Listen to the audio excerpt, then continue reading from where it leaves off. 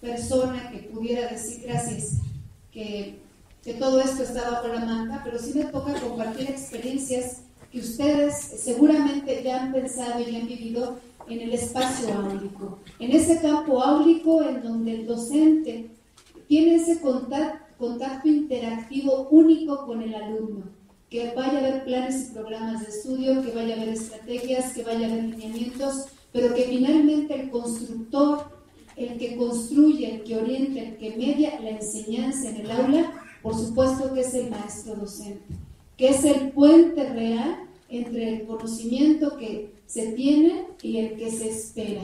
Luego entonces, lo que el día de hoy nos atañe, la conferencia se va a dividir en dos momentos. Nuestro primer momento vamos a ver algunos autores más representativos que han hablado sobre el concepto de comprensión lectora. Desde dónde y desde quién mirar lo que es la comprensión lectora.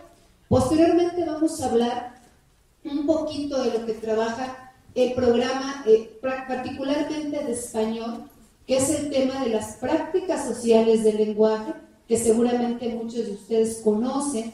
Vamos a hablar qué dice PISA con respecto a la comprensión lectora, en qué nivel nos encontramos de comprensión lectora. Finalmente, vamos a dar una propuesta que seguramente no es la única, que bueno, ni es la Coca-Cola en el desierto para solucionar, alcanzar el grado de comprensión lectora. Es un buen pretexto para que ustedes docentes en sus grupos puedan generar, crear y diseñar aquellas capacidades, habilidades que o solamente ustedes saben pueden posibilitarse en su trabajo áulico. Dando esta pequeña introducción, iniciaré entonces con esta pequeña imagen que ustedes pueden ver en la presentación. Pues es un alumno, ¿no?, que está dotado de un texto que nos puede, pues, generar creatividad, imaginación, conocimiento, etcétera, ¿no? Y bueno, posteriormente damos la definición de lo que es la comprensión lectora, según quién y desde quién. Sí, gracias. Creo que es mejor para que puedan esta situación. Y también vamos a romper un poquito el protocolo, si no, gracias, nos vamos a quedar muy encerrados en esta cuestión. Si me regala, por favor, la siguiente. Yo le voy a cambiar, me dieron el control remoto. Esto de la tecnología a veces se me olvida, ¿eh? Una disculpa. Vamos a ver entonces que esta cuestión... Okay. Vamos a ver lo que entendemos o lo que dice el Diccionario Enciclopédico de la Educación Especial. En España se maneja cierta bibliografía porque se catalogan niveles pues de coeficiente de inteligencia en los alumnos, y tenemos escuelas de educación especial, como es aquí los famosos EDUSA. Sin embargo, ahí crean o desarrollan un diccionario enciclopédico y ellos definen a la educación especial, a la comprensión lectora como el entendimiento del significado de un texto, de la intencionalidad del autor al escribirlo.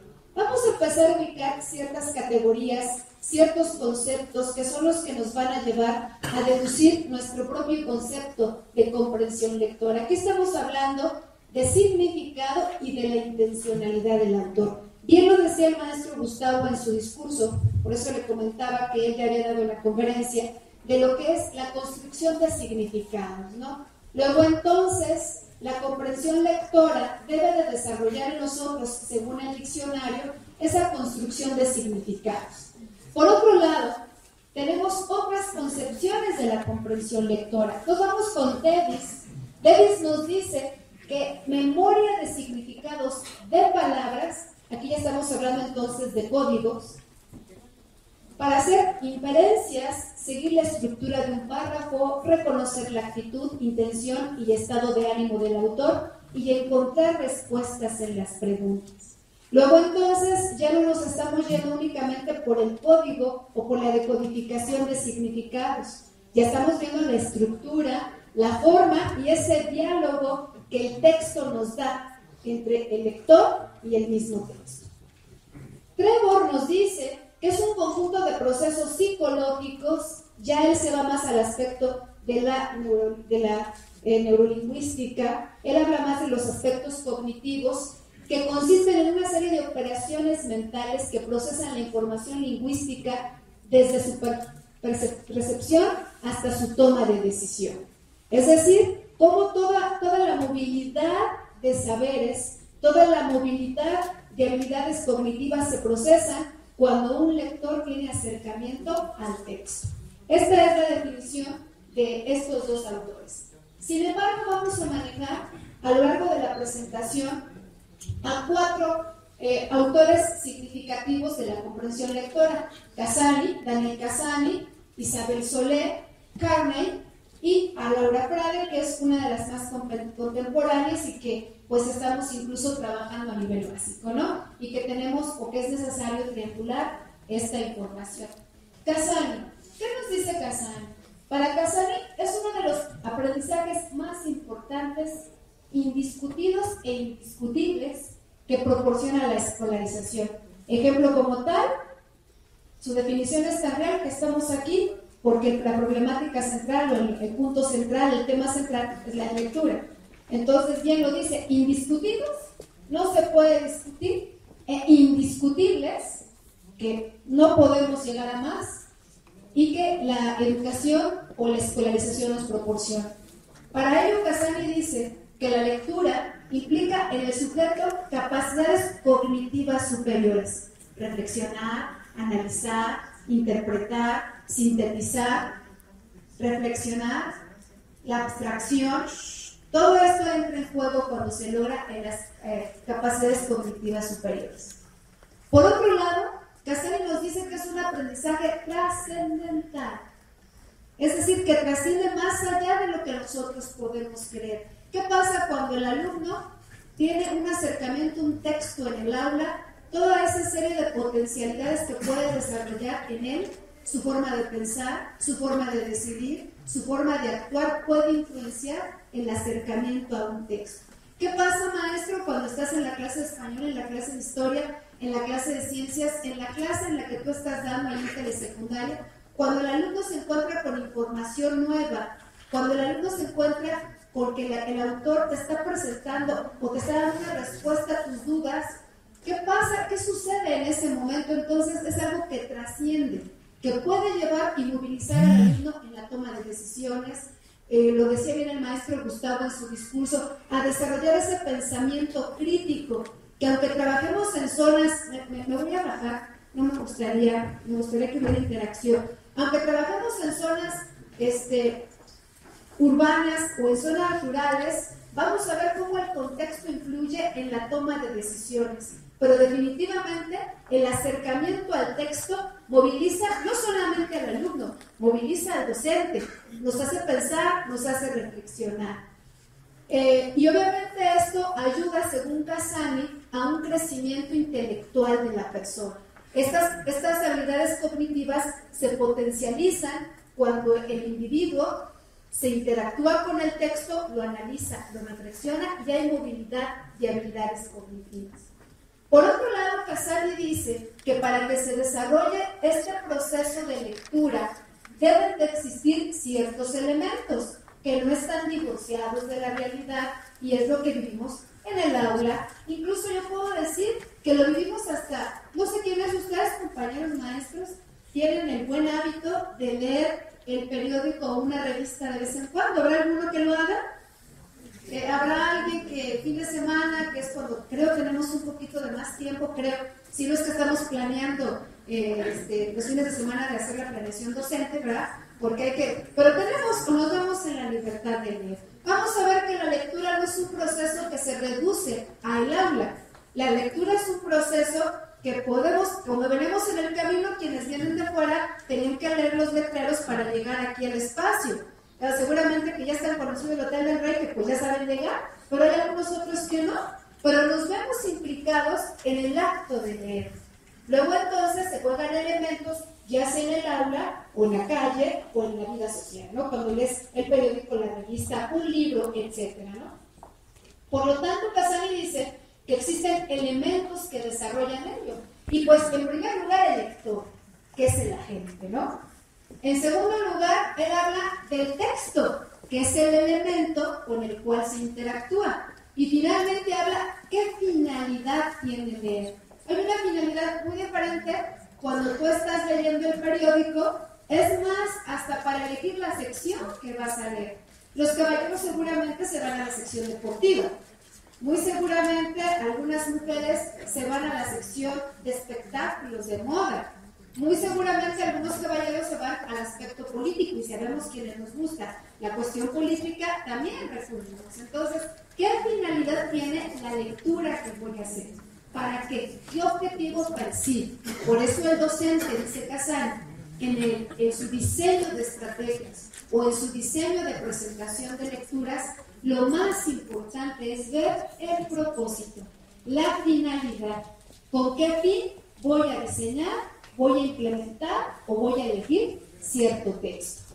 Y no puede pasar de largo, y recordemos que la perspectiva de Daniel Casani es una perspectiva sociocultural, por lo tanto, él dice que uno de los elementos que complementan la comprensión lectora es el que sustenta los otros tres, el contexto sociocultural.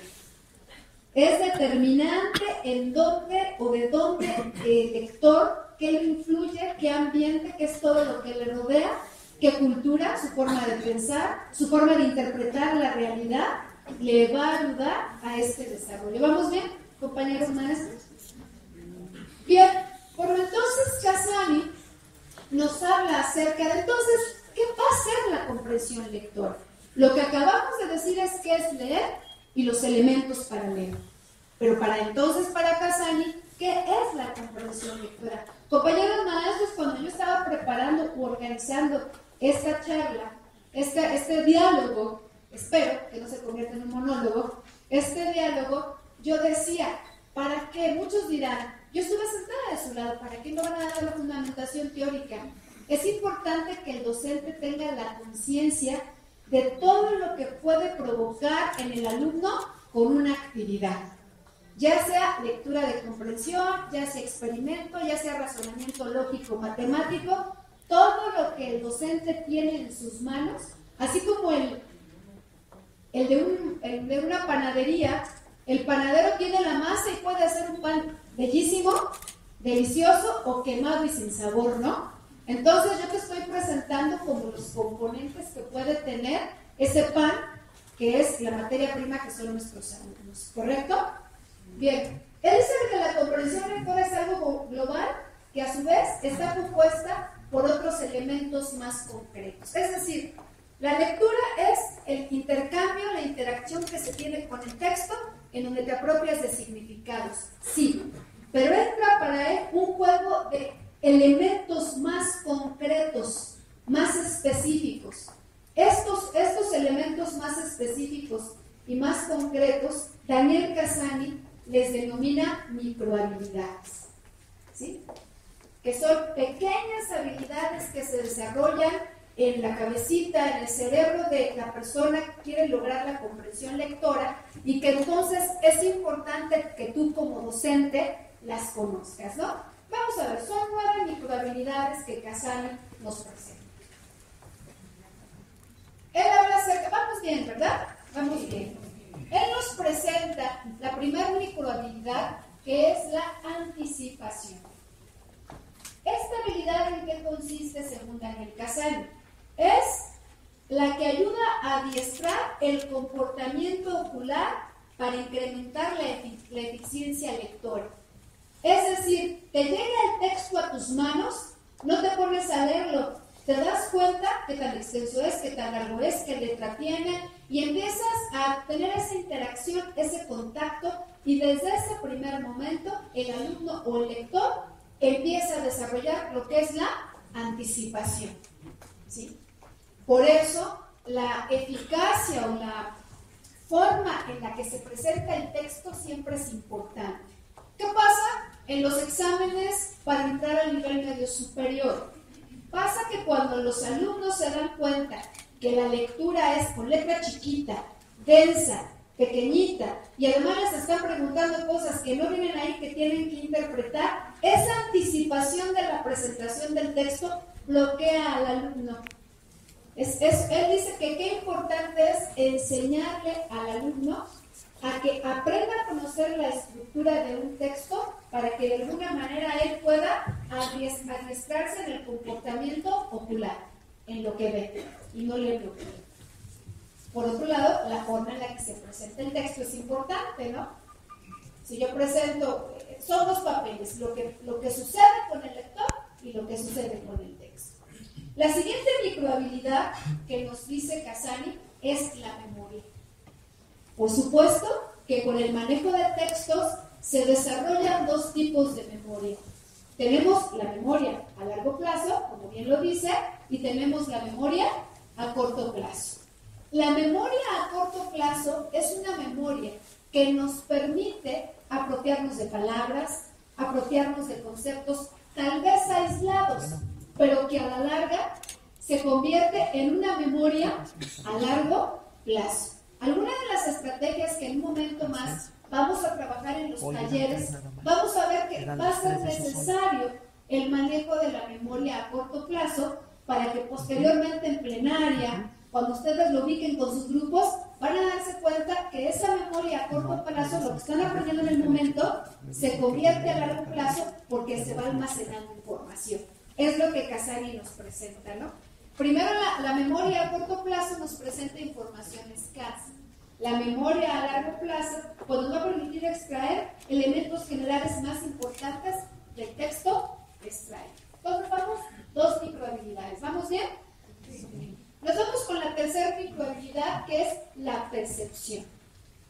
Y la percepción nos permite ver la anticipación para prever lo que el contenido va a traer. Y generalmente esta microhabilidad se desarrolla cuando leen el título del texto.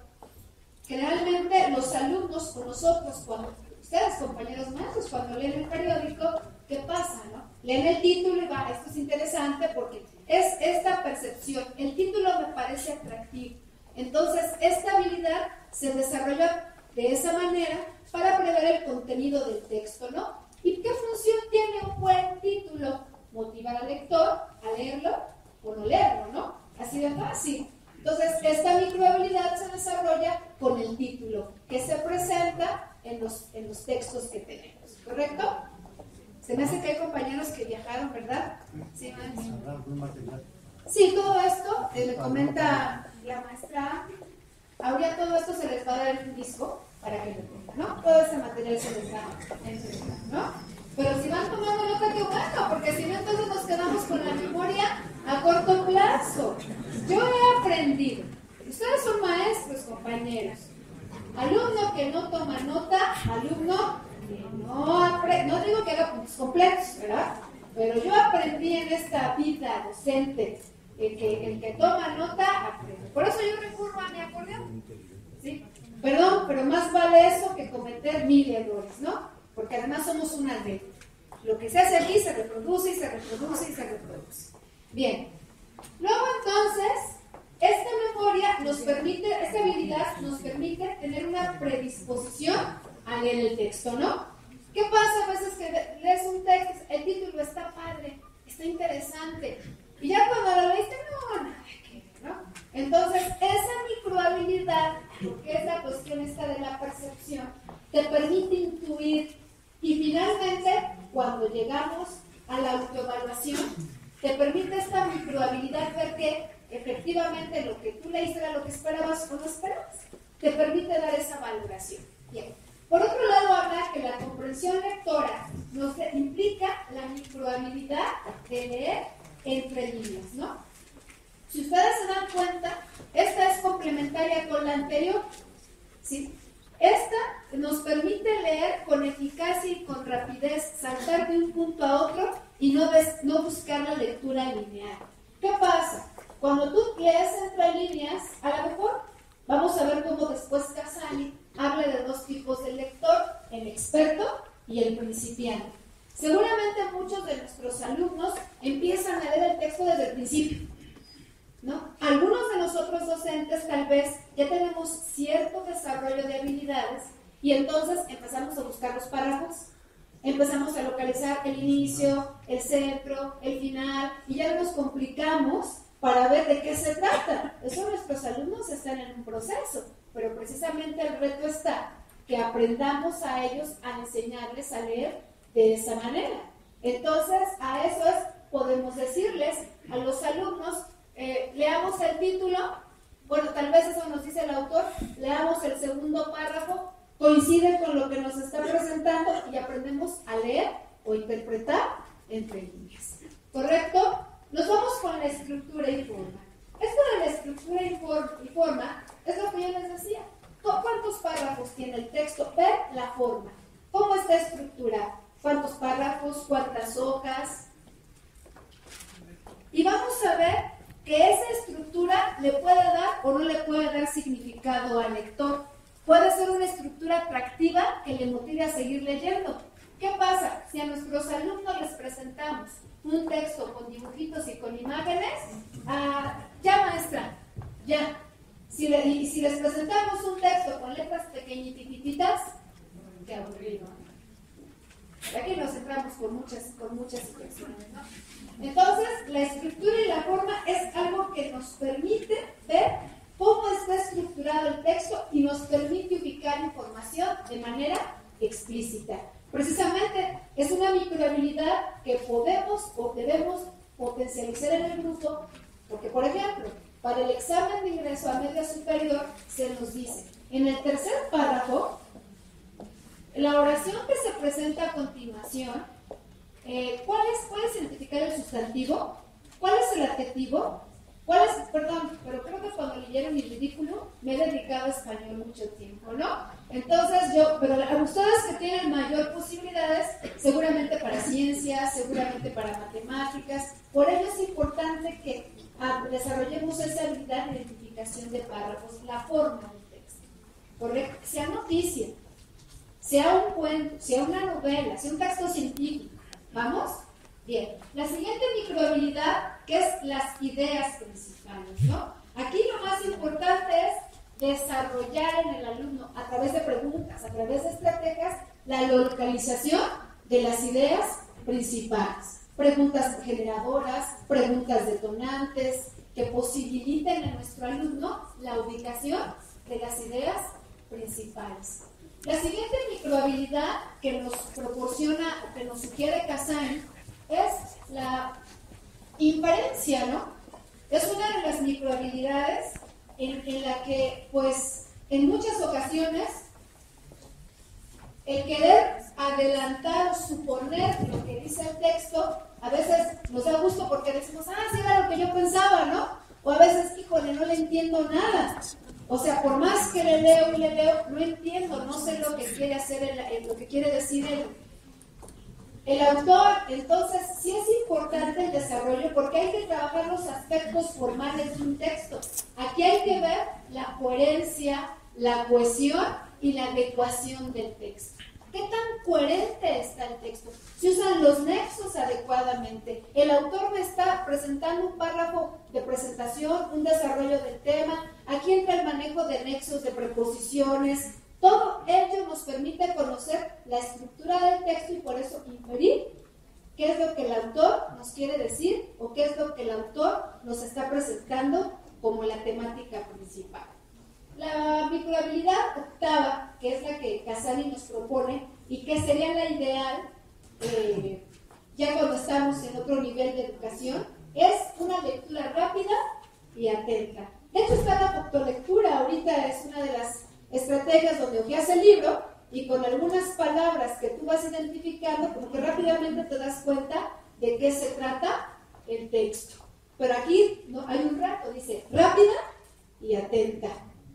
Es decir, que efectivamente la apropiación del texto que tú te estás haciendo responda a lo que el autor quiere presentar. Responda, no se pierda el hilo conductor del texto. Sea rápida, pero efectivamente estemos atentas a lo que nos está presentando el lector, ¿no? Esta lectura rápida y atenta no podemos encontrar información explícita porque es rápida. No podemos tal vez encontrar ideas principales porque es rápida, pero sí nos permite, esta habilidad nos permite leer entre líneas lo que el autor nos está posibilitando, ¿no? Va más allá de la comprensión del texto. Esta lectura rápida y atenta, porque a lo mejor nada más es comprenderlo, a lo mejor es sacar un fragmento y dar mi punto de vista de ese aspecto, ¿no? Finalmente, Casani nos presenta la novena microhabilidad, que es una capacidad consciente, él le llama la autoevaluación, que es una capacidad consciente o no de controlar su propio proceso de comprensión. Comprobar si nuestra hipótesis, lo que suponíamos del texto, es correcta. Comprobar si efectivamente lo que el autor dice, le entendí. Esto es a través de preguntas, de estrategias. Esta autoevaluación puede llegar más allá cuando yo puedo aportar un juicio crítico respecto a la temática del texto que leo. Cuando ya no solamente digo de qué se trata, sino puedo decir si estoy de acuerdo o no estoy de acuerdo, si efectivamente logré captar la idea principal y si la logré captar, qué postura tengo ante la información que estoy atendiendo. ¿Bien? Bueno, en este sentido, entonces lo que les decía, podemos ver la diapositiva que está al frente. Entonces Casani nos habla que es un lector experto y que es un lector principiante, ¿no? Podemos aquí cuestionarnos que el lector principiante acumula la información en forma de lista, de manera lineal.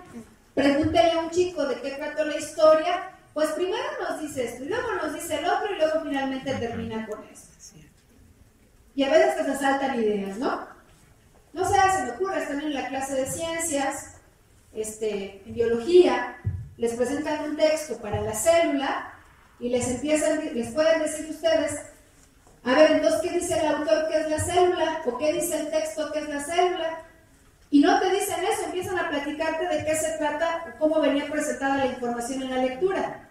Esta es una acumulación de información en forma de lista. Un lector experto resume el texto de forma jerarquizada, es decir, destaca las ideas más importantes, distingue las relaciones existentes entre las informaciones del texto y lo que viene. Un lector principiante lee la información sin comprender, ahí me faltó una N, sin comprender correctamente el contenido, suprimiendo aquella información que no entienden. Es decir, si lo entienden, siguen leyendo, ¿no? Y si no, se salta. ¿Para qué se quitan el tiempo? ¿No? El lector principiante, es más, hay lectores como ahorita, podemos pasar nuestra vista sobre el texto que está ahí. Si nos interesa, le analizamos. Y si no, ¿qué sigue? ¿Sí me voy a entender? El lector experto sintetiza la información y comprende de forma precisa el contenido del texto. Ah, ya sé de qué me está hablando, ¿no? Toma nota y lo que sigue. El lector principiante selecciona las palabras en función de la situación en el texto y no por la importancia en el mismo. Tal vez hay una palabra que no entiende y aunque no es importante, como no la entiende, se detiene ahí. Y normalmente se centra en las frases iniciales de cada párrafo. Sin en cambio, el lector experto selecciona la información según su importancia en el texto y entiende cómo ha sido valorada por el emisor. Es decir, ya aparte puede decir qué quería decir el lector, qué quería decir el texto, el autor. Bien, eso es lo que Casani nos presenta. Vámonos con Sole. Me voy a ir más rápido. Nos vamos con Isabel Solé. Para quienes la han leído, ella se ha dedicado, bueno, y por cierto le saqué la foto porque luego dicen, ¿quién es, no? Sí están, a lo mejor están más viejitos los dos, pero sí están ahí los dos, ¿no? Isabel Solé, chilena. Casani es de España, Solé es chilena. Ambos se han dedicado a trabajar toda la cuestión de la lectura y de la escritura.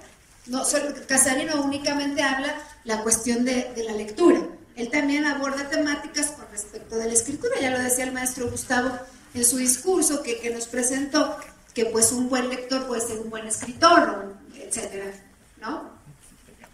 ¿Qué nos dice Solé? Solé es un acto vinculado igual con el contexto social. Hace énfasis en la importancia igual de tener claros los propósitos en la lectura. Maestro, si tú nada más vas a llevar a tu grupo una lectura porque a ti te gustó, porque está interesante y porque está bonita, te felicito, qué bueno. Pero si no la identificas porque tiene un propósito, va a ser un fracaso en tu grupo. Tú vas a decir, pero es que está bien padre, yo la llevé y no les interesó, ya ves cómo son, no les importa nada, porque así pasa. Es que no les interesa. Y como no les interesa, la lectura que le gustó a ti tiene un propósito, que ¿para qué la voy a implementar? ¿Sí? No es rellenar tiempos con textos. Y ahora con esta cuestión de que el conocimiento está al alcance de todos nosotros, es decir, te metes a internet y puedes imprimir 50,000 lecturas, ¿sí? O sea, ahí está, relleno el tiempo, ahí está. Maestro Gustavo, si estamos haciendo comprensión lectora y le presentas una antología de 200 hojas, ok, qué bueno, te felicito, qué propósito. Y mire, maestro, cuando el maestro Gustavo nos mira a supervisar, aquí está mi antología, pues sí, mucho gusto, pero ¿qué intención tenía? O sea, compañero maestro, ¿has tenido fracaso o ha habido alguna situación no correcta? Te digo, pregúntate, ¿ha tenido un propósito específico el texto que tú has puesto? Tanto Casani como Solé hablan del propósito. ¿Con qué propósito tiene el texto con el que yo voy a trabajar en mi vida? Es muy importante eso. Como leyeron hace un momentito, yo tengo poco en la normal superior, 3 años, estoy empezando mi 4º año. Y efectivamente tuve alumnas de 7º semestre, y aquí, ahorita ya no tengo alumnas directas, pero aquí nos está acompañando una alumna que estudia ya en la normal, está a punto de ser colega de nosotros, le faltan unos meses. Y cuando le revisábamos la planificación a las alumnas, yo le decía a una alumna, ustedes recuerdan, en segundo de secundaria se ven las variantes lingüísticas del español, si es correcto. Entonces la alumna estaba muy emocionada porque encontró un poema, no recuerdo si en otomí o en maya, no recuerdo en qué. Maestra, es que está buenísima. Sí, está muy bonita, pero ¿les va a interesar a los chicos de secundaria? No, maestra, es que de veras yo cuando la leí hasta lloré. No, sí, yo no te digo que no. No, déjeme colocarla, maestra. Me tocó irla a observar ese día, porque los maestros asesores no vamos siempre. Ese día me tocó. No se cayeron los alumnos, estaban peleando y empezó a leer, no les interesó. Cuando nos retroalimentó, ¿qué pasó, hija? No, maestro, yo te dije, ¿te gusta a ti? Pero va de acuerdo a los intereses de los alumnos. Sí, maestro. Bueno, por lo regular, ya tenemos las lecturas dirigidas, ¿no? En los libros de texto. Ahí cómo podríamos, esta situación, adaptarla, porque por lo regular en los libros de texto vienen lecturas.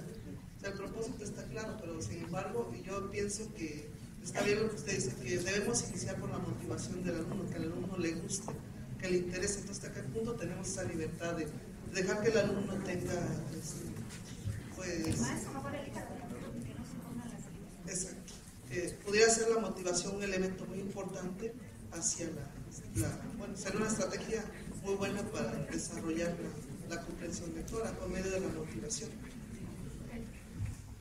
La pregunta de la maestra es interesante. Efectivamente, ella me comenta que ya en los libros de texto viene la lectura.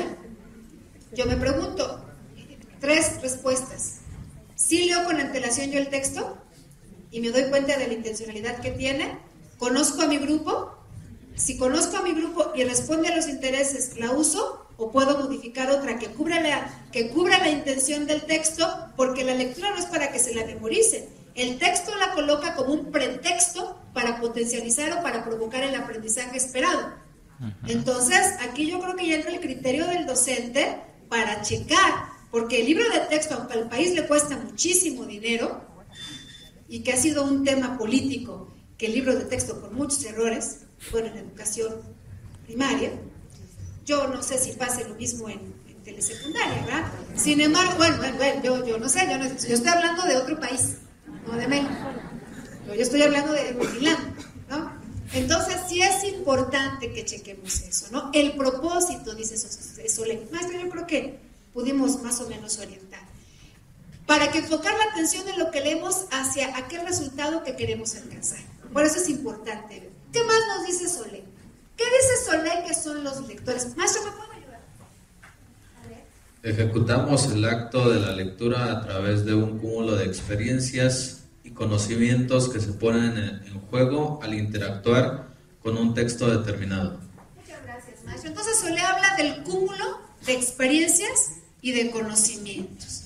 Le diríamos con la corriente constructivista de los conocimientos previos, que ya sabemos, ¿no? Que conocemos y de lo que hemos vivido. Entonces son dos términos que Solé dice: el lector tiene conocimientos, pero también tiene experiencias. No recuerdo cuál de los tres autores que estamos analizando dice que si tú le dices a un niño que debe leer X texto con su mamá, y ese libro o ese texto habla de una mamá, va a ser potencialmente significativo para la mamá y para el niño, porque la experiencia que están viviendo determina el sentido, ¿no? Entonces, es importante reconocer que tu alumno, que es el lector, y tu maestro, tienes conocimientos previos, pero también tienes un cúmulo de experiencias, ¿no? Y eso va a hacer que reacciones de tal manera ante el texto y que lo interactúes. La mayoría de los teóricos definen a la lectura como esa interacción, ese intercambio, ¿no? ¿Qué nos dice Solé? Enseñar a leer no es absolutamente fácil. ¿Por qué? Porque si estamos viendo que la lectura no se convierte en una decodificación, sino en una construcción de significados, entonces no es tan fácil. ¿Sí? Entonces no es tan fácil. Yo recuerdo, yo soy de una generación muy reciente, ¿no? Pero yo recuerdo que la maestra de segundo de primaria, yo no sé si quedé igual o quedé peor, pero nos decía: a ver, jirafa, ¿no? Por más que se desgañotaba la maestra, y luego decía gato, ¿no? Y el sonido era el onomatopéyico, ¿no? Yo a la fecha estoy escribiendo G-O-J. Yo no sé si una construcción de significados o únicamente fue una interpretación o reconocimiento de un código, ¿no? Entonces, no es fácil. O sea, aquí tenemos otro punto de discusión. Sin embargo, es un proceso complejo. Simplemente a nosotros como maestros nos llega un documento, yo no sé si nada más pasa en la escuela de enfrente, pero nos llega un documento y cada quien lo interpreta, yo no sé si como queremos o como le entendemos, ¿sí? Es que aquí dice que hay que entregar esto. No, pero y el que más trabaja sí es bien puntualito, ya va a empezar, ¿no? Y el que no le gusta, no, eso no dice. Sí es un acto complejo. Por eso hay que plantearse la relación existente entre, fíjense bien, leer, comprender y aprender. Por eso Solé nos dice que la lectura debe tener 3 momentos. Y nuevamente pasa a lo que he estado insistiendo. El propósito, ¿no? ¿Qué propósito es el que tiene? ¿Qué elementos? Los 3 momentos es antes, durante y después. Antes, ¿qué propósito? Después, ¿qué elementos intervienen? Los conocimientos previos, la interacción. Después, las lecturas y la recapitulación. Muy parecido a lo que Casani nos presenta. Yo quise hacer este análisis, y si leemos otro teórico que seguramente me falta, o sea, entonces quiere decir que la respuesta o el camino ya está planteado, compañeros maestros. Solé dice una cosa muy interesante, compañeros maestros. Para desarrollar el proceso de comprensión lectora, tenemos que cambiar nuestra forma de enseñar a leer. Nuestra forma de enseñar a presentar el texto, ¿no?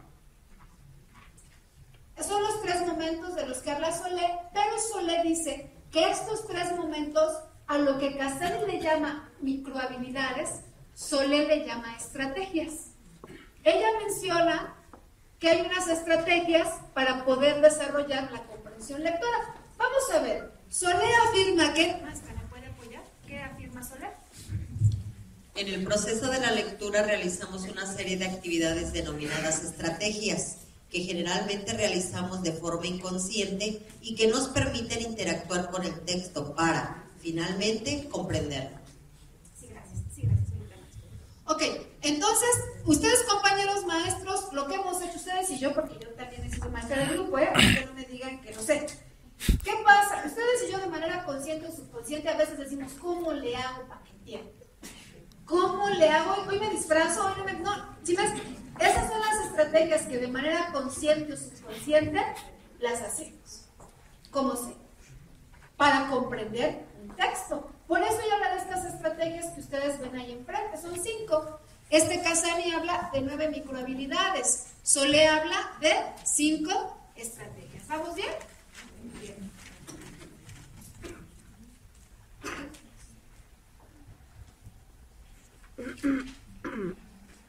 Yo tengo un problema, yo hablo más rápido de lo que pienso. Espero que no vaya tan rápido. Bien. Nos vamos con... Entonces pienso muy lento, ¿verdad? No es cierto. Entonces nos vamos con las estrategias. Solé nos dice que hay 6 estrategias, que es predicciones, hipótesis o anticipaciones, que es, la primera estrategia es muy parecida a la que Casani nos habla con anticipación. Ven que habla de la microhabilidad. Ella nos habla que formular ideas sobre lo que se encontrará en el texto. ¿Qué supongo? ¿De qué se trata? La siguiente estrategia es interrogar al texto, y esto se convierte en conocimientos previos. ¿Por qué? Porque cuando le voy a preguntar de qué se trata el texto es porque a lo mejor ya tengo cierto conocimiento del texto que tengo en mis manos. Ella también habla acerca de verificaciones de las predicciones, es decir, una vez que ya leí el texto, una vez que ya lo interrogué, ¿qué tan cierto o qué tan falso es lo que yo inferí, lo que yo supuse que era, ¿no? Ella habla acerca de clarificar dudas y recapitular. ¿Cómo voy a clarificar las dudas? Ella dice que esta estrategia consiste en preguntarse a uno mismo si comprendí el texto. ¿Sí lo comprendí? ¿De veras le entendí? ¿O nada más estoy repitiendo lo que me están diciendo, ¿no? Clarificar dudas es preguntarme eso, y recapitular es tener una idea global del contenido, tomar las partes que sirvan como propósito de la lectura, ¿no? ¿Qué es lo que yo quiero? En este sentido, Casani hablaba de una autoevaluación. Tal vez haya más, tal vez haya menos, pero ambos tocan puntos básicos para el trabajo con la lectura, ¿no? Solé, de hecho, quien quiera leer su libro de Isabel Solé, en su texto que ella presenta, sí vienen ya diseñadas algunas estrategias para la lectura. Tal vez muchos de nosotros hasta ya lo hayamos leído. Aquí el reto es que a veces, no sé si decirlo como es, si me dan permiso, leer la comprensión lectora de Isabel Solé. A veces nos da flojera o nos da mucha pesadez, porque las cuestiones administrativas a veces nos llevan más tiempo y entonces o relleno esto o me pongo a diseñar estrategias, porque además doy español, matemáticas, historia, ciencias, ¿no? Yo digo, desde mi muy particular punto de vista, que no nada más la lectura de comprensión se puede hacer en español. Yo digo que si tú utilizas estas estrategias en las demás asignaturas, puedes desarrollar una serie de conocimientos. Finalmente, creo yo que esta cuestión de la transversalidad sí se puede dar.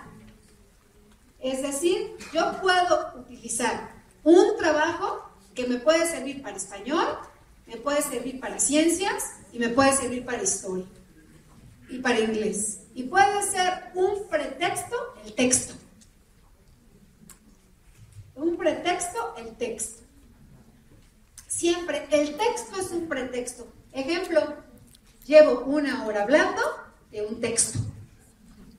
¿Sí me explico? Bueno, me tuve que leer un poquito más, ¿no? Pero de un texto. Es un ejemplo. Yo insisto que el texto es un muy buen pretexto para iniciar el trabajo áulico, en todo lo que se ve.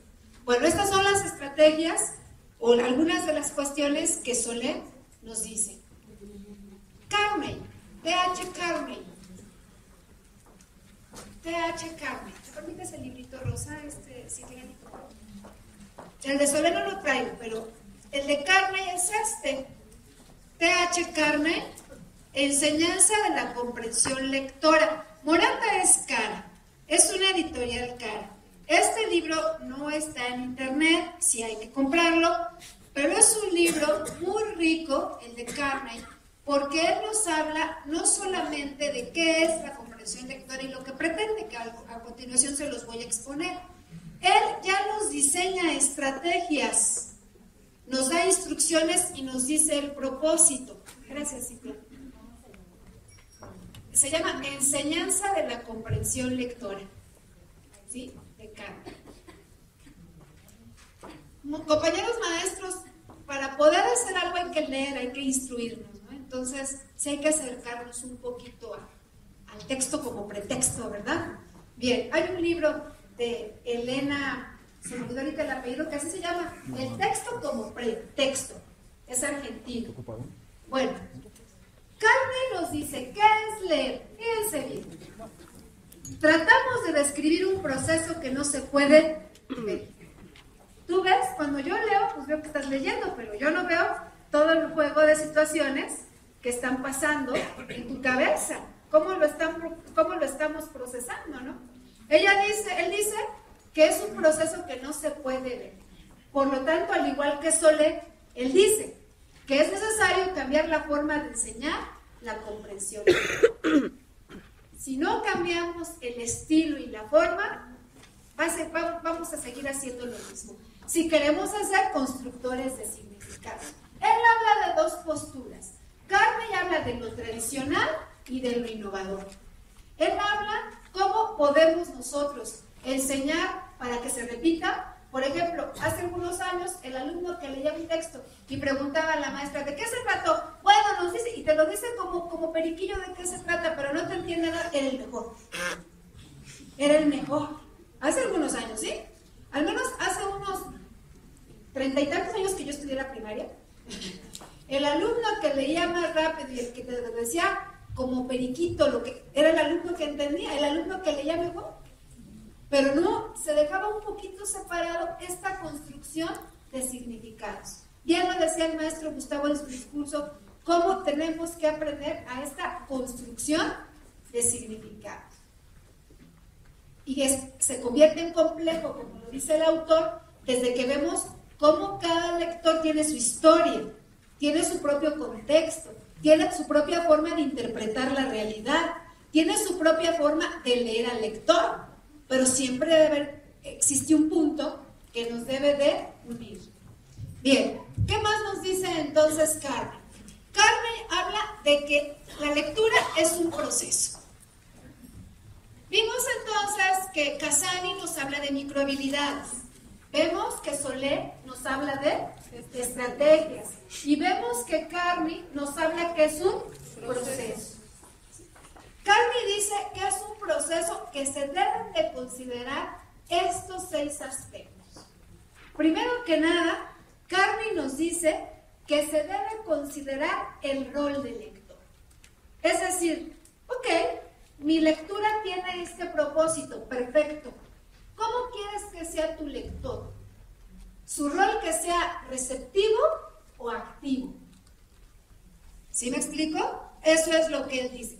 Luego entonces, si quieres que tu lector sea activo, ¿cómo vamos a diseñar estrategias para que nuestro lector se convierta en activo? Es más, Carney menciona de teóricos que sostienen que la repetición y la memorización llevan a la apropiación de la lectura, como una interpretación de codificación de la información, pero no se presenta como una construcción de significados. Por eso, tenemos que definir qué rol quieres que juegue el lector. Únicamente que se llene de información o que construya significados. Ese es el primer proceso. El segundo proceso que nos plantea Carney es sobre la categoría del texto. Dice él que la lectura eficiente debe de ver el significado del texto. ¿Qué tan significativo le es el texto a la persona que lo tiene en sus manos. Le es significativo, y pudiéramos hablar como dicen los constructivistas, le es potencialmente significativo, y más ahora que nuestros alumnos tienen una duda y no recurren a ti y a mí, recurren a la red, ¿no? Luego entonces ellos te aseguro que te dan clases de textos significativos para ellos, ¿no?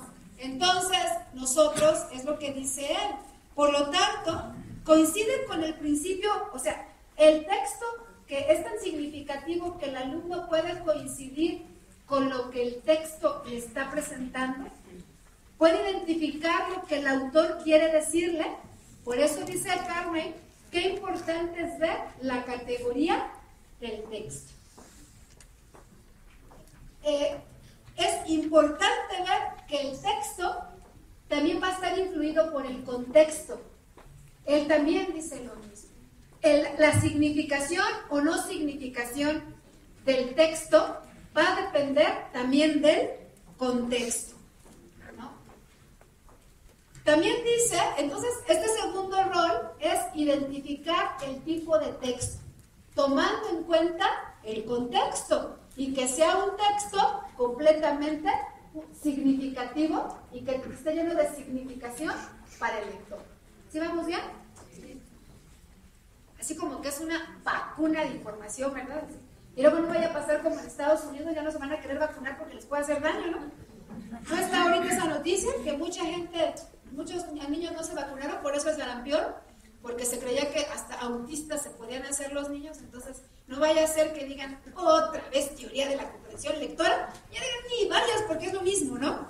Aquí lo importante es que el texto sea significativo con base al contexto. Correcto. Luego nos habla Carmen de la forma de utilizar el conocimiento basado en el texto. Dice él que este proceso es importante, que la persona que va a facilitar esta cuestión de la lectura se dé cuenta que la lectura comienza con la búsqueda de significados. Entonces, la forma de utilizar el conocimiento basado en el texto es ver y que ellos empiecen a localizar una serie de significados que les sean útiles. Esa es la forma. Por eso algunos hablaban de las preguntas. Tal vez las estrategias que en un momento más vamos a hacer en las diferentes aulas, qué bueno si digan, no, es que esta pudo ser mejor que esta. Qué bueno, compañeros, porque de eso se trata. Que lo que te presentemos sea un buen pretexto para que tú empieces a buscar una serie de significaciones en los textos que estamos trabajando con nuestros grupos. Y por eso les decía aquí que es un buen pretexto para que la lectura no nada más se haga en español, o en el programa de Leer para Crecer, o en la boleta, ¿no? ¿En qué nivel está? Que lo vamos a trabajar y que vamos a usar eso. Es que no me gusta esa escala. Qué bueno, compañero, que no te gusta. Diseña la propia y pásándola, ¿no? ¿Sí? Finalmente, él habla acerca del lugar del significado. La lectura es un proceso de construcción de significación interactivo y repetitivo. Carney dice esto: la lectura es un proceso de construcción, de significado interactivo y repetitivo. Es decir, compañeros, al ratito que hagan las estrategias con los diferentes talleristas, se van a ver en la necesidad de recurrir al texto, porque algunas de las actividades que van a hacer los va a llevar a estar recurriendo al texto. Es importante que el texto que nuestros alumnos tengan en el aula no sirva para tomarlo y tirarlo, sino que tengan que regresar. La estrategia que tú les estás poniendo se ve en la necesidad de regresar y de regresar y de regresar al texto. Por eso él habla acerca de un lugar de significado. Bien, nos habla acerca también del proceso del impacto del contexto sobre la lectura. Definitivamente el contexto, lo hemos dicho a lo largo de esta charla, es sumamente influenciable. Yo recuerdo, cuando yo trabajé en telesecundaria, les comentaba que tengo la experiencia, pues yo trabajaba en un lugar, no sé si pasa lo mismo, pero a mí lo que me determinó, Me da mucha pena que tenga que decir esto, pero lo voy a decir. El animal más famoso de mi salón era el güey, porque los alumnos no se hablaban de hoy. Oye, güey, ¿qué onda, güey? Entonces yo decía, híjole, ya está, me estoy sintiendo no maestra, ¿no? Y entonces yo peleaba mucho con eso. Compañeros, les estoy hablando que yo trabajé en telesecundaria en 1990, ni hagan cuentas, ¿no? Entonces yo en ese momento me peleaba con los alumnos. Oye, pero ¿por qué no hablas así? Y, oye, ¿qué te pasa? Y puro pleito, ¿no? En lugar de pelear, yo entendí que si utilizo, ahora lo estoy reflexionando, no crean que en ese momento lo hice, ¿eh? Ahora lo estoy reflexionando. ¿Cómo utilizar el lenguaje? ¿Cómo presentar un texto que les invite a usar un lenguaje de otra manera en el aula? ¿De qué manera? Yo me acuerdo que era telesecundaria hace 20 años, no había luz. No sé si ya pasó eso, ¿verdad? Pero no había, o sea, todo ese tipo de situaciones, ¿cómo influye? Recuerdo muy bien que terminaba los alumnos tercero de secundaria y ya cuando terminaba yo iba a ser yo la madrina de bautizo de algunos, ya terminaban embarazadas, yo ni cuenta, ¿cuándo pasó? ¿En qué momento? Entonces, ¿por qué estoy mencionando todo esto? Porque esas cosas, ese contexto es lo que pasa.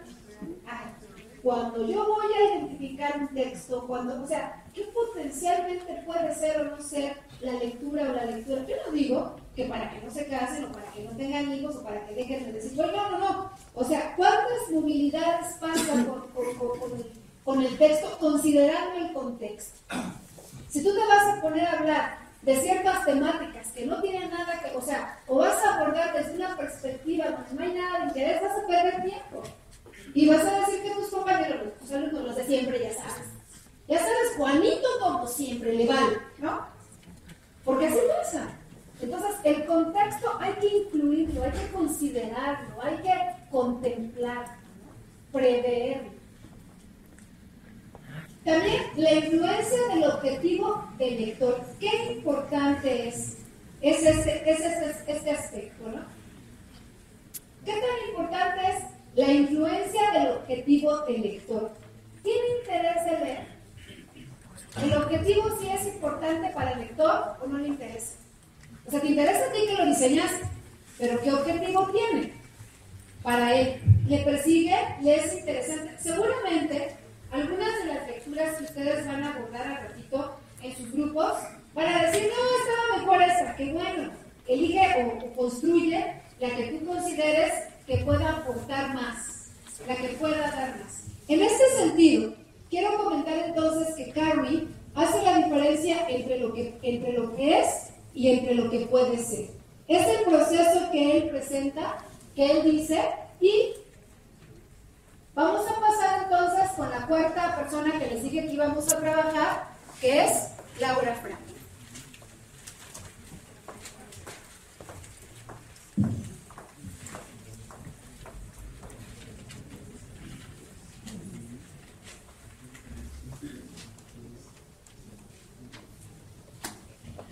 Vamos a ver, ¿qué nos dice entonces Laura Frank? Laura Frank ya se va más a lo que nos pide los programas oficiales, que es pues la competencia lectora, ¿no? Ya no estamos hablando aquí de una comprensión lectora, ya estamos hablando cómo esa comprensión lectora va a desarrollar esta competencia lectora. Seguramente ustedes hasta en sus manos tienen los libros que nos dieron este año de la SEP, de lo que es la premiación por competencias y la evaluación por competencias de Trave, ¿no? Y ella tiene, si no, cómprenlo. Yo no digo que sea el mejor, la Coca-Cola del desierto, pero es un buen pretexto. Ella tiene, han oído hablar de la situación didáctica, no de la secuencia didáctica, de la situación didáctica. Entonces, ella nos comenta acerca de que para ella la competencia lectora es la capacidad adaptativa, cognitiva y conductual. Ojo, ella ya mete ese término, conductual, para leer, comprender, inferir, interpretar y producir nuevos conocimientos y aprendizajes a partir de un texto. Era lo que yo les comentaba hace un momento.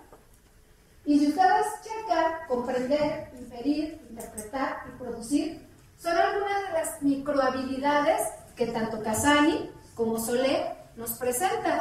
Y Carmen, luego entonces estamos viendo que los 4 que hemos visto nos piden que apoyemos, o se nos dice que la comprensión lectora debe desarrollar esas habilidades cognitivas que tenemos. ¿Sí? ¿Qué más nos dice Fraude? Ella dice, Fraude, me gusta mucho su frase. Saber leer no significa ser competente para leer.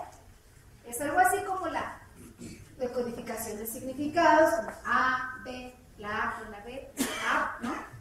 Eso es leer, pero no es competente para leer. ¿Qué es ser competente para leer? Dice Frade. Saber pensar para saber leer y aprender. Saber pensar para saber leer y aprender. Ella también tiene un libro que se llama, ¿me lo permites a mí? Gracias. Aparte del que les dieron, de planeación, hay un libro que se llama Desarrollo de competencias lectoras y obstáculos que se presentan.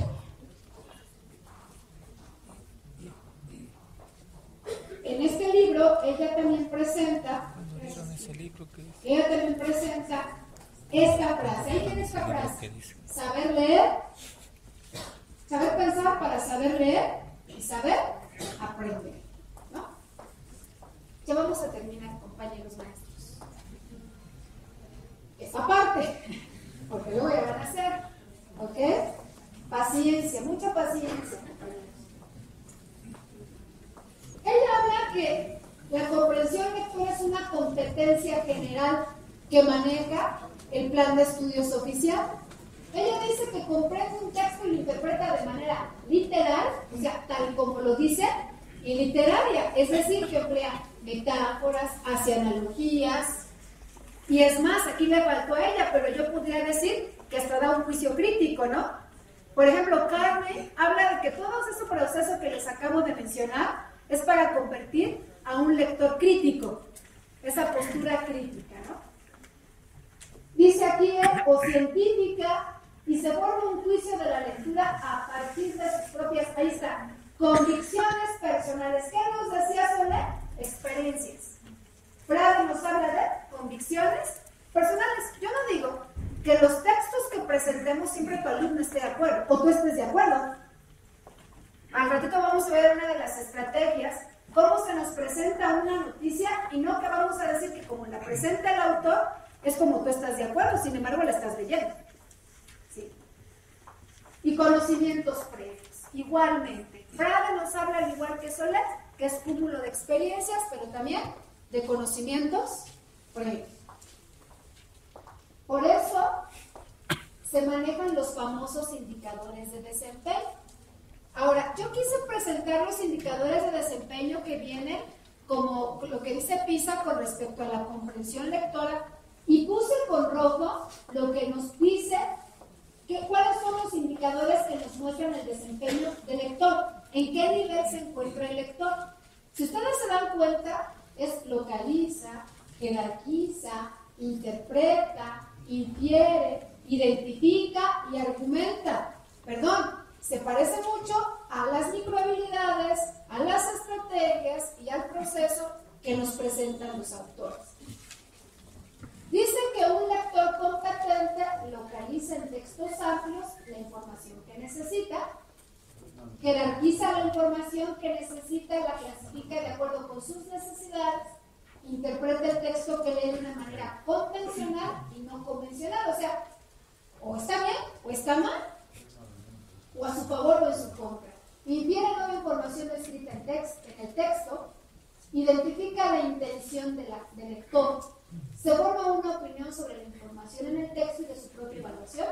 Casani y Carmi hablan de la autoevaluación, o la relectura, o la recapitulación. Entonces aquí, PISA, o los indicadores de desempeño que se nos presenta, nos piden lo mismo, argumenta las conclusiones obtenidas de un texto mediante razones. Esto lo pueden leer en los documentos oficiales. Yo únicamente estoy como triangulando todo lo que vimos con la fundamentación teórica que les he presentado, ¿no? Ella dice, Laura Frade entonces no habla de microhabilidades, ella habla de habilidades que están relacionadas. Ella dice que toda la comprensión lectora tiene como juego el uso de las habilidades cognitivas, ¿no? Entonces a ella le llama habilidades del pensamiento. Ella las divide en dos, en micro y en macro habilidades. Casani dice que la comprensión lectora es una cosa global que está conjuntada por pequeños elementos concretos y él les denomina microhabilidades. Laura Frade dice que no, que son habilidades del pensamiento y que estas están divididas en dos, en micro y en macro. Para ella las microhabilidades es cuando conoce, comprende, analiza, sintetiza y evalúa, porque son habilidades más finas, que requieren más esfuerzo. Y las macrohabilidades ya son más de accionar. Toma de decisiones, elabora hipótesis, las comprueba, las critica, propone y crea nuevos aprendizajes. Y que está muy parecido a lo que hemos estado trabajando. Tal vez se escuche mucha cuestión teórica, pero nos tiene que aprender a movilizar el pensamiento, ¿no? Y ella dice que estas micro y macrohabilidades no se desarrollan únicamente en el aula, que se desarrollan a lo largo de la vida, porque recuerden que la cuestión de las competencias es que esto debe de ser útil y que no nada más se debe de usar en el aula, sino que se debe de usar en todos los contextos, ¿no? Les decía hace un momento, venían al Hotel del Rey, pues es la primera vez que vienen, tenían que ir checando, tenían que leer necesariamente los anuncios, ¿no? Y esa es una de tantos ejemplos, ¿no? Por otro lado, ella dice que para desarrollar la comprensión lectora hay que llevar a cabo algunas acciones, ¿sí? Enseguida las explicaré.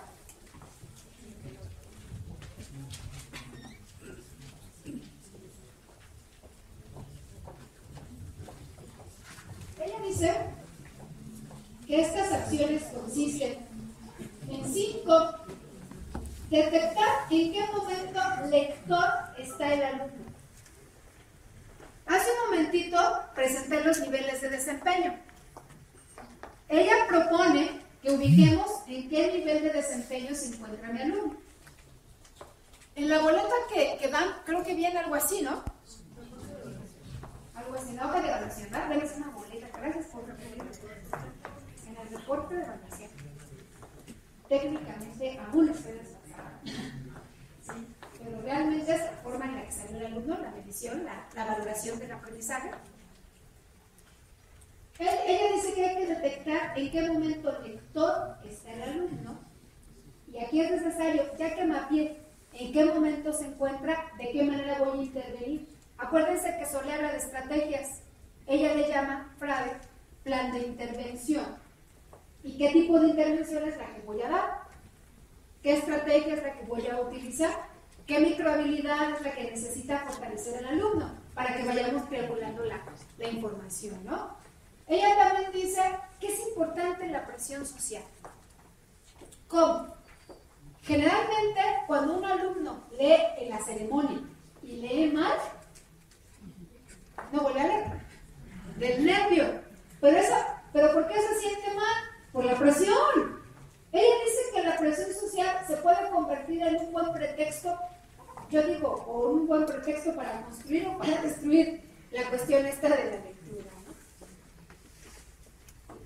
Cuando se lee un texto y se pide que dé su opinión frente a alguien, la mayoría de los alumnos se lo callan, no lo dicen porque se van a burlar de él, más que están en la adolescencia, ¿no? Porque si hablas, o eres o se burlan de ti o te toman de bajada todas las clases, ¿no? Pero ella dice que la presión social puede ser un buen elemento para potencializar o para desarrollar la comprensión lectora. Motivar al estudiante para realizar las actividades necesarias. Al ratito que hagamos las estrategias, va a haber compañeros maestros que aseguran, pero es que no lo entiendo, pero es que... Reforzar de manera sistematizada los esfuerzos realizados por el alumno. Es decir, qué importante es que el maestro lleve una nota de cómo está, cómo va y en qué momento se encuentra. ¿Qué ha avanzado y en qué momento se encuentra? Frade propone eso. es lo que ella nos presenta y ella habla de estas estrategias. Ella habla de estas estrategias.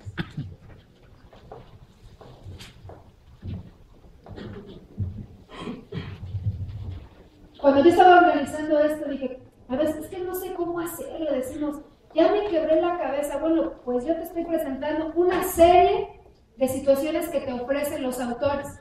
¿Qué nos resta? Llegar, investigar, leer, construir y diseñar, porque esto no es una receta, una serie de instrucciones. No te la puedo dar porque cada contexto es diferente, porque cada grupo es diferente. Yo he trabajado en el único nivel que no he trabajado, la verdad. Ahora sí, maestro Gustavo, ya le debo un control.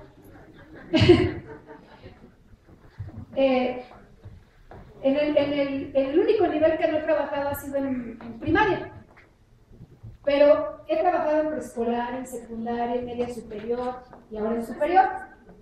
Y yo me he dado cuenta que ningún grupo es igual, cada año es diferente. Cuando trabajé en secundaria general, que daba español, hubo un tiempo que tuve, gracias, no lo rompí más, ¿no? Hubo un tiempo que trabajé con 10 grupos de español al mismo tiempo. No me pregunten cómo terminé. Si estoy así, no crean que ha sido gratis, así, ¿no? Ha habido sus consecuencias. Cuando trabajé, y tenía 10 grupos de español, no, ni me digan cómo le hice, ni me pregunten, porque no me acuerdo. Pero era increíble cómo, aunque la planeación era igual, las situaciones, cada grupo respondía diferente. En algunos era un fracaso, en algunos era un mega éxito, y en otros ni me lo esperaba. Eso habla de que estas estrategias no van a funcionar igual en Naucalpan, en Ecatepec, en Nesa, en Toluca. O sea, hay que adaptarlas de acuerdo al contexto. Porque aparte no nada más son las estrategias, no nada más son la organización escolar. Híjole, hasta los compañeros, hasta el orientador, hasta el directivo, hasta el subdirector, chalala. Pero no eso, lo digo no para que después digan, ¿qué nos dijo allá la que habló? Que usted nos iba a obstaculizar. ¡No! O sea, esto se presta para un arma de 2 filos. Yo lo digo para que hagas, si sabes que es así, evita, busca, checa, cómo puede ser funcional, ¿no? Ella habla de una lectura constante, siempre poner a leer, siempre, el texto como pretexto, siempre, una lectura recreativa, no nada más de ciencia, ¿no? Algo que les guste, que les motive, que les dé algo diferente. La lectura de obras clásicas que en tercero, ¿cómo que Don Quijote en tercero? Pero sí se ve Don Quijote en tercero de secundaria, en español. Las obras clásicas, ¿no? El lenguaje, ¿cómo? Ella dice que sí es importante hacer énfasis, está de hecho la lectura en atril, que se hace, hay un proyecto que deben leer. Entonces, en español son 15 proyectos por grado, excepto en tercero son 14 proyectos. Y los proyectos, adelante vamos a ver cómo manejan diferentes tipos de texto, que es la tipología textual que está para el programa de español, pero repito, estos textos se pueden utilizar en todas las asignaturas que impartimos, ¿no? Ella habla acerca de la lectura como insumo para la resolución de casos. Los proyectos didácticos es una construcción de una solución. Y entonces se ve la necesidad de leer el informe de una monografía, el reporte de un experimento, o voy mal. Y entonces la lectura es un insumo, o sea, que no sea un trabajo de más, sino que sea parte del trabajo áulico, ¿no? Elaboración de publicidad, hagan anuncios, o sea, que se note que la creatividad, tienen que hacer comerciales, tienen que ofrecer un producto, todo eso es parte de la lectura como pretexto. Y los círculos de lectura, aquí quiero hablar, bueno, lo menciono más adelante, o de una vez. Español se trabaja con 2 modalidades de trabajo: proyectos didácticos y las actividades permanentes. Pero las actividades permanentes no se deben de considerar como una duplicidad. Aparte, mis alumnas cuando van a solicitar tema a las escuelas secundarias dicen, es que el viernes es intocable porque son actividades permanentes. ¿Y a dónde dice que el viernes es el único día que se van a llevar a cabo las actividades permanentes? ¿Y a dónde dice que el viernes es el único día que se debe de leer? ¿Y a dónde dice que como actividad permanente el único taller es círculo de lectura? Las actividades permanentes se desarrollaron como un complemento para fortalecer los proyectos didácticos. Luego entonces, si vamos a hacer una biografía de los 5 posibles talleres que nos proporciona el programa, o 6, ¿cuál puedo implementar esa semana? Está el taller de periodismo, el de lectores, el de radio, el de cineclub, etcétera, etcétera, etcétera. ¿Por qué lo comento? Porque decimos, es que si hacemos nuestro círculo de lectura, todos los viernes leen. Y ya, se pierde. O sea, se pierde el sentido. Entonces, chequemos, las actividades permanentes no se convierten en lectura obligada. Hay 5 posibilidades del taller. ¿Sí vamos bien? Yo creo que lo sabían, nada más se los estoy recordando, ¿no? Además, que ganan, ustedes trabajan en el aula, yo tiene en secundaria 3 años que dejé trabajar directamente en secundaria, pero sí voy a la secundaria, así que un día me verán por ahí en la televisión, si me invitan más que usted, o si me pueden. Bueno, ok. Ahora pasamos con la última parte del documento que les dije, ¿no? ¿Qué son las prácticas sociales del lenguaje?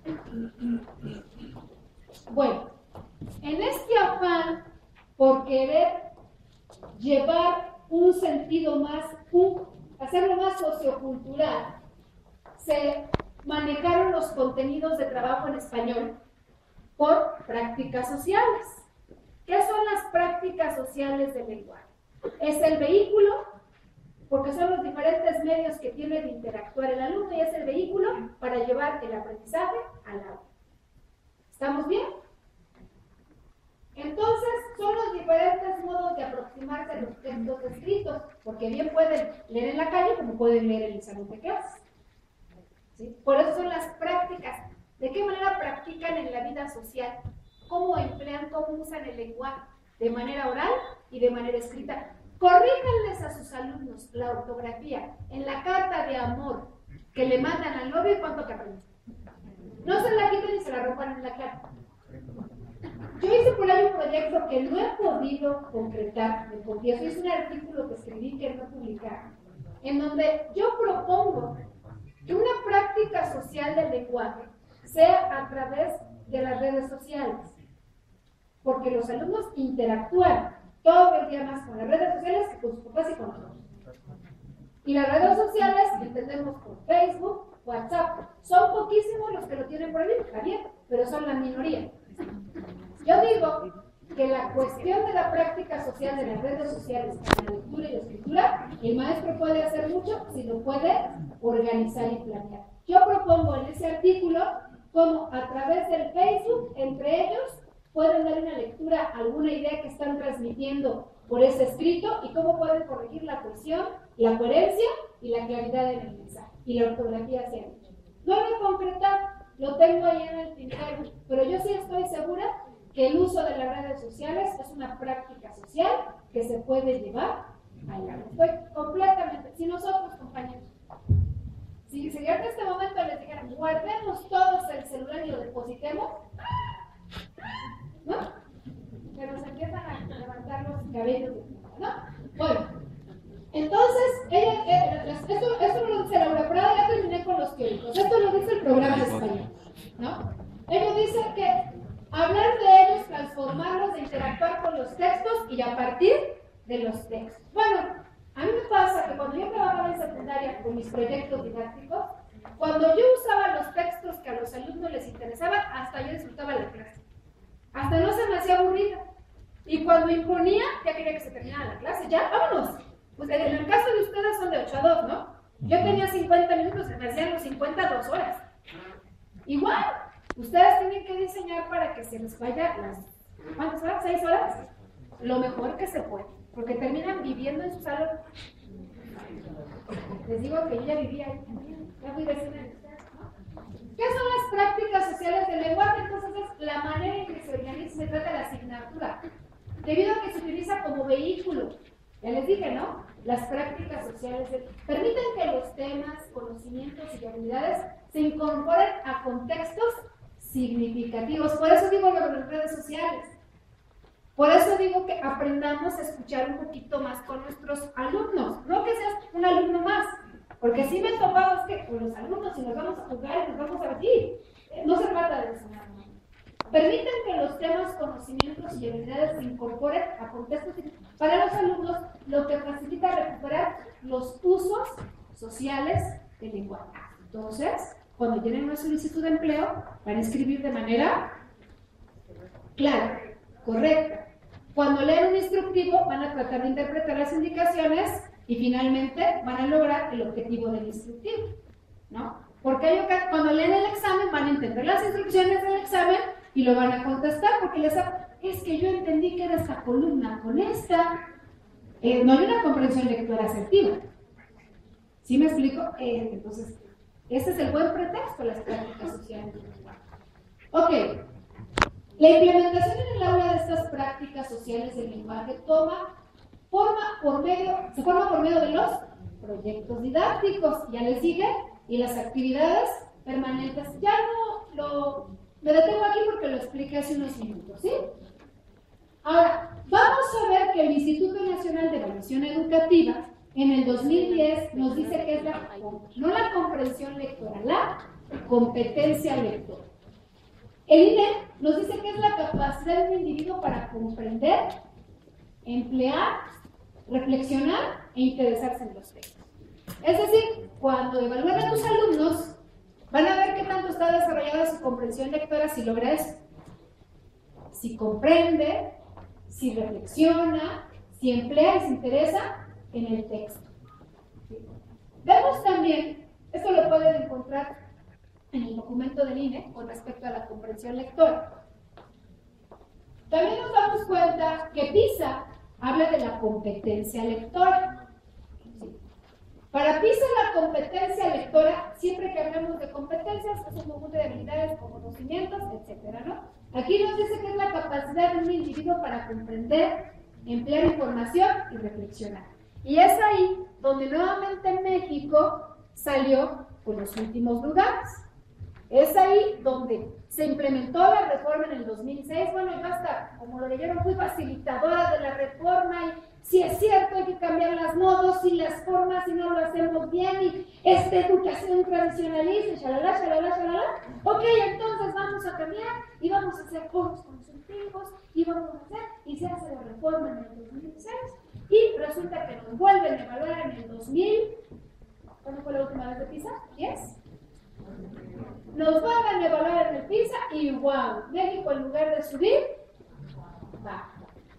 Luego entonces, ella nos dice que el fin es lograr sus metas individuales, desarrollar sus conocimientos y potencial personal para que participen en la sociedad. El ejemplo que voy a dar, no quiero ofender a nadie ni quiero herir sus susceptibilidades. Cuando yo estaba preparando fui un acto religioso. Y cuando pasa la persona a darle lectura a uno de los textos religiosos, pasaron 3. Yo estaba leyendo, dicen, es que la lectura se debe de ver en las prácticas sociales del lenguaje. Entonces, cuando está leyendo la persona, si el maestro ayudó a desarrollar esta habilidad, debe de leer con fluidez, con claridad, como que hasta debe de ir entendiendo lo que está leyendo, ¿no? Bueno, de las 3 personas que pasaron a leer, 2 de mi edad y 2 más jóvenes. Todos se equivocaron en leer. Es más, tú tienes la hojita y escuchas lo que va leyendo y le cambia una letra, le cambia una palabra. Yo creo que sí estamos reprobados. Digo, si de 4, 3 leyeron mal o no con la precisión, y no estoy hablando de comprender, estoy hablando simplemente del acto de leer. Entonces, no se está llevando a cabo la práctica social del lenguaje como tal. ¿Sí? Ese es un ejemplo. Ya hablamos de las ceremonias, ¿no? Y etcétera. ¿Cuántos maestros nos ponen a leer al frente y bueno, aparte de la presión, no me digan cómo estoy ahorita, ¿verdad? Seguramente feliz, ¿no? Felizmente presionado, ¿no? Pero bueno, correcto. PISA, ¿qué dice que son los lectores PISA? PISA dice que los lectores juegan un papel activo e interactivo con el texto, que leen y reaccionan de diversas maneras cuando intentan comprenderlo y utilizarlo. Es lo ideal. Para PISA, eso debe ser el lector. Y acuérdense que eso dice Casani, Soler, Carney y Prado. Por eso, PISA dice que hay dimensiones. ¿Estamos bien? La de los procesos, que es recuperar la información, interpretar textos, reflexión y evaluar los textos. Es una dimensión. La del proceso. Hay una, ya no me voy a detener tanto porque las he estado explicando a lo largo de la charla, ¿sí? La de formato textual, aquí habla de los tipos de textos que se maneja en el plan de estudios. Son dos tipos de textos, ¿no? Los continuos y los discontinuos, ¿no? Esto sí lo han dado, pero aquí dice que los continuos están organizados por oraciones y párrafos y se clasifican por su tipo y por la intención. Y los discontinuos son las que presentan la información en formas muy variadas, por lo que se clasificó más por su estructura que por la intención. Anuncios publicitarios, instructivos, volantes, propaganda, una solicitud de empleo, un vale, ¿no? Son los discontinuos. ¿Vamos bien? Bien. La siguiente dimensión es, otra vez, PISA sabe que es importante, situación y o contexto. Una carta, una novela, una biografía, los asuntos o documentos, un manual uniforme, un libro de texto, una hoja de ejercicios. Esta es la dimensión en cuanto a situación o contexto. Y la tercera dimensión, no son dos dimensiones, perdón, y la siguiente, secundaria, nos presenta así los tipos de texto, ¿no? Es más, en el programa de español viene la práctica social del lenguaje y el tipo de texto. ¿O no es así? Y ellos los clasifican en dos, en textos continuos y en textos. Para ellos, para el documento, los textos continuos son la descripción, la narración, la exposición, la argumentación, la instrucción, documento, registro, ¿no? Y para los textos discontinuos son los formatos, los avisos, los anuncios, los cuadros gráficos, el diagrama, las tablas, los mapas, las hojas informativas, los vales y los certificados. Son los dos tipos de texto. Si tú le das a un alumno un texto mixto, le va a ayudar, le va a ser útil. En primer año, cuando los alumnos hacen una monografía, deben de recurrir a los dos tipos de textos, porque a veces hacen gráficas, bueno, cuando la construyen. Cuando es copiar y pegar, no tienen nada que hacer de eso. ¿Sí? Porque últimamente es la nueva cultura, copy-paste, ¿no? Ok, esos son los tipos de texto que nosotros trabajamos en la secundaria y que son el buen pretexto. Lo más complicado, una de las cosas que no hacemos es evaluar la comprensión lectora. Yo puedo decirte que le podemos poner 0, 10, 9, 8, 7, con el 2000, con el acuerdo 200 ya no hay 0, entonces 5, 6, 7, 8, ¿no? 5, 6, 7, 8. Y hay alumnos que no llegan al 5. Eso está muy discutido, ya es un tema muy polémico. Evaluar la comprensión lectora se puede generar mucha polémica. Es un proceso muy complejo en el ámbito educativo y para trabajarlo correctamente debemos ser capaces de llevar a cabo una correcta evaluación. Por ello hay que considerar el propósito. ¿Qué propósito tiene cada implementación de texto? La dificultad radica en la complejidad de factores que intervienen y las múltiples relaciones existentes entre ellos. Es decir, ¿qué tanto quiero que interprete, que codifique, que dé un juicio crítico, que localice las ideas principales? Sí lo hace, pero a su manera, y se convierte en algo subjetivo. Algo desde el maestro, es que es buena gente, hace su luchita, le cuesta, pero mira, saca 10 y se convierte en subjetivo. Me van a disculpar, pero cuando hacemos un examen, le faltó uno para pasar. Tu maestro, si has participado en carrera magisterial, le faltó una, ya no le dan tu dinero. Y no pasaste el nivel. O sea, con el alumno puede ser lo mismo. O sea, sí hace su buena intención, pero no comprende. ¿Sí me explico? Entonces se convierte en algo subjetivo esto de la evaluación, ¿no? Por eso, traigo aquí... PISA en el aula habla acerca de la competencia lectora, cómo se puede evaluar, ¿no? Y si ustedes recuerdan, página 38, porque va a aparecer en PDF. Esto lo pueden bajar de la red, está PISA en el aula, la lectura, o sea, como tal. ¿no? Aquí les digo que la cuestión es sentarnos a leer. Ella habla de los niveles de desempeño, en qué nivel se encuentra nuestro alumno. Ella habla acerca de que hay 5 niveles, ¿no? Habla acerca de que el uno entra dentro de lo que es la competencia de recuperar información.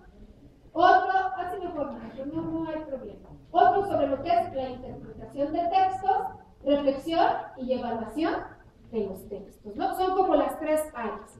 Y cada una en qué nivel se encuentra. Si usamos esa, les digo que no es, si quieren usemos esa, compañeros, porque ni esa usamos. Es que aquí el reto es esa, usar esa para ver en qué nivel se encuentran nuestros alumnos, y dice bien claramente, localizar y posiblemente ordenar o cambiar varios fragmentos de la información. Pero lo que lo haga, no, que haga el intento, que lo hace. Aquí hay que ser como que rigurosos en ello. Entonces, nos presenta el nivel 1, el nivel 3, el nivel 4, perdón, el 1, el 2, el 5, en cada una de sus dimensiones, ¿correcto? Podemos apoyarnos ya. Bien. Y esta es la que manejamos convencionalmente. ¿Sí o no es así? ¿No?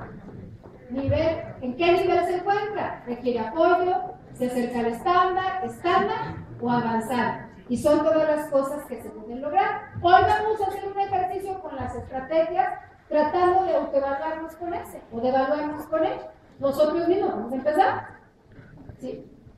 Esto es, recupera la narración, menciona fragmentos del relato, no necesariamente los más importantes, no lo está formado por enunciados sueltos. Vamos. Es importante checarlo. Esto ya no lo puedo seguir explicando ahorita porque es lo que vamos a hacer en el transcurso del taller. Además porque ya se cansaron. Yo propongo esto. Yo propongo, con base a todo lo que los autores han presentado, que siempre nos hagamos un esquemita así. El relleno depende de ustedes. Podemos hacernos un esquema en donde escribamos el propósito de la lectura. ¿Qué propósito tiene? ¿Qué tipo de texto continuo, discontinuo? ¿Qué microhabilidad o estrategia de las que acabo de mencionar se va a desarrollar en el alumno? El tiempo que puede durar la estrategia, 50 minutos, 25 minutos, 1 hora. ¿Qué acciones o metodología es la que se va a llevar a cabo? O sea, describir lo que voy a hacer y evaluar. Yo propongo que sea con la que acabo de presentar, pero si cada maestro puede diseñar una, qué mejor, ¿no? Qué mejor. Esta es la propuesta que yo les presento. Es decir, sistematizar lo que voy a hacer, ponerle un orden, ponerme a escribir lo que voy a hacer. Es muy fácil, no estoy presentando algo novedoso. Les estoy proponiendo recuperar lo que hemos dejado de hacer y por eso en el aula no funciona. ¿Sí lo aclaro? Porque podrían decir, yo pensé que iba a ser algo de verdad que iba a cambiar mi vida académica. No. Es una propuesta de recuperación. Puede, si yo lo quiero, se puede hacer, no la mano. Compañeros, por el placer y el gusto de leer. Yo creo que a mí la lectura en vida personal ha cambiado considerablemente todas las áreas de mi vida. No nada más la académica, la personal, etcétera, etcétera. Yo creo que el maestro siempre debe tener un libro a su lado. De todo. Yo ahorita estoy leyendo 3 libros al mismo tiempo y yo no lo compartía con una compañera. Hay uno que se llama Los 20 primeros minutos. Es para aprender a ejercitarse, para aprender a que el cuerpo no esté así, ¿no? Y hay varias cosas. Estoy leyendo otro libro que se llama La cabaña, es un libro, una novela. Y estoy leyendo mi programa que me pusieron a dar este año en la Escuela Normal Superior. Porque es la primera vez que voy a dar ese programa. Y tengo que leer lecturas y antologías. Estoy leyendo a John Dee, que habla del rol de